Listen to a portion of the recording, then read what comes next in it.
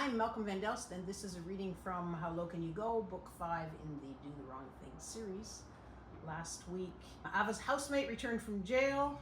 Garrett admitted the depths of his addiction to her, and in 2018, older Ava realized how much he had liked her and her him.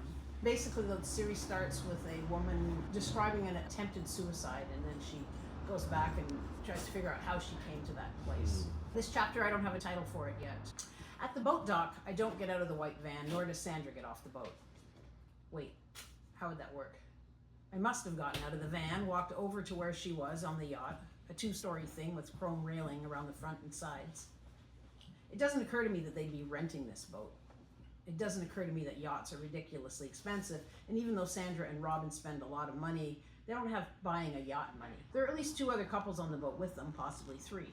Sandra glares at me like, "What the fuck are you doing here?" And I'm like, "I don't know why I'm here."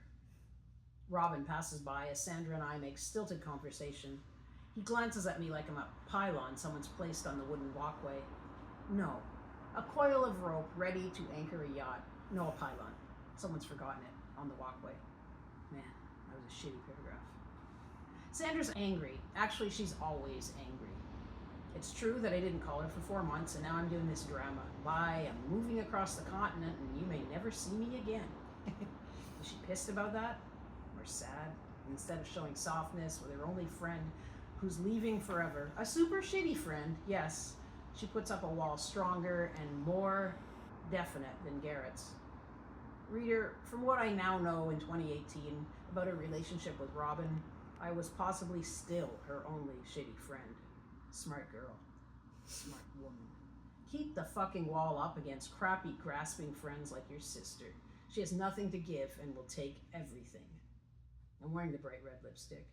At least I've evolved to a shade that suits my skin tone. And those stupid white shorts with the embroidery stripe down the front of each leg.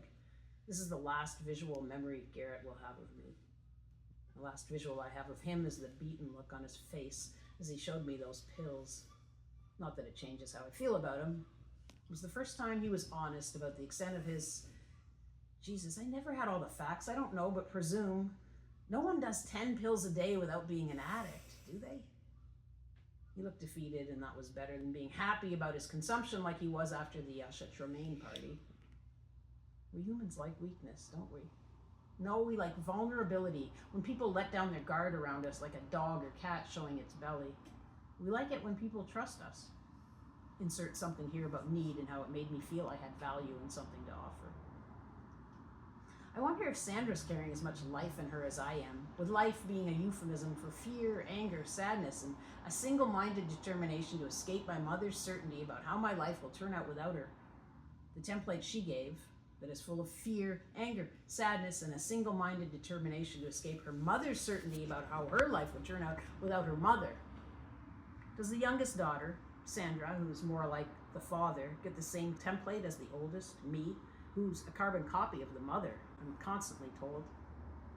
My fight is full of color that my mother's doesn't have. I have to be sure of this. Beyond belief, if that makes sense. I cannot merely believe that I'm more vibrant than my mom. I have to grab onto that as a fact and refuse, like her with her Catholic God, to consider other possibilities. My faith in my energy, absolutely and non-negotiably essential for my survival, is too fragile to risk examining. No room, no time. Life demands a focus and level of activity that kills all balance. I am captain now. Mom, with her eternal tears and worried, wringing hands, can fuck right off to the hell of her own making. Okay, it's not really her own making. Robin, Sandra, Garrett, me. A collection of lost souls. We are drowning in lost souls. In Winnipeg, Melissa and I rent a motel room for the night. We planned to drive straight through, taking turns sleeping in the passenger seat, but we're sweaty, tired, and desperate for a break after navigating out of Concord, then through the monotony of small trees and twisty 2-lane highways for hour after hour after hour. Almost half the journey's time, and we've only crossed 1 province of 4. Neither of us expected that. Tomorrow we'll start fresh for the big push. Sagan pads across the thin carpet, checking things out, then settles on my bed, all nonchalant, surprisingly chill for a unmoored half-Siamese. Outside, semis fill the parking lot, their trailers painted with clowns, lions, acrobats, and a name inside a spectacular red ribbon, the Royal Canadian International Circus. I pull the flyer that Garrett gave me from the pocket of my leather jacket. Come one, come all, with his phone number beneath, and clip art of a top hat and wand to the side. Is it desolate? Not the right word. My brain works about as well as Garrett's hands in the boutique yesterday. God, it feels like eons ago. Depressing, lonely, forlorn. I can't connect to joining a circus. Desolate. An uninviting, cold, sinister place. A circus is more community or company, but it's also moving desolation. People like me from farms run away to circuses all the time, so they say. I have a vague recollection that Garrett spent time on a farm. His flyer on regular paper, not cardstock, photocopied, black and white between the name and the low-grade invite. I wouldn't go to Come One, Come All, unless I knew the people hosting it, or there was another reason to bring me. Maybe it's from the ministry party. They'd like circuses and there was a rented tent there. In spite of all this, it's comforting to think about the circus people sleeping in the rooms around us. Maybe I'd like them even if I didn't want to join them. Sagan lies on the truck's dashboard for most of the trip. I put her carrier between our seats on top of other boxes so she could see us, but when I asked Melissa, my co-driver, if I could let Sagan out, she said sure, and lo and behold, Cat couldn't be happier on its sunny ledge. You can stay, but only one night, Melissa says in a clipped tone. What does she think I'll do? Chain myself to the radiator once I'm inside? I didn't ask to stay at her friend's place. I was going to find a hostel or even a hotel room, but it's late. So in spite of feeling insulted, I say, okay, thanks.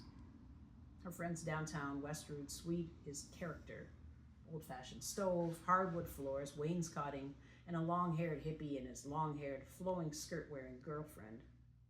I don't ask where Melissa's boyfriend is.